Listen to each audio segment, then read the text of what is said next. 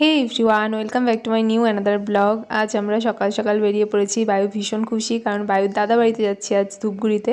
আর বায়ু দেখো এখন খুব দুষ্টুমি শুরু করে দিয়েছে, যেহেতু সকাল সকাল ঘুম থেকে তুলে নিয়ে এসেছি, ও তাই ও বিরক্তি বোধ করছিল। তারপরে এই দেখো টায়ার্ড হয়ে গেছে, এখন আমার কোলে মাথা রেখে শুয়েছিল, তবুও ঘুমাচ্ছে না। আমি ওকে দুধ খাইয়ে দিলাম, ও কিছুতেই ঘুমাচ্ছে না।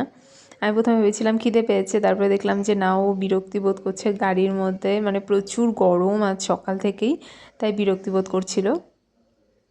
তারপরে এই যে এদিক ওদিক তাকাচ্ছে, আর বাচ্চারা কোথাও গেলে তো বোঝোই একদমই চুপচাপ থাকে না। এত টায়ার্ড, দেখো চোখ বন্ধ করে দিচ্ছে তবুও ঘুমাচ্ছে না। তো দেখতে দেখতে কিন্তু আমরা অনেকটা রাস্তা চলেই এসেছি।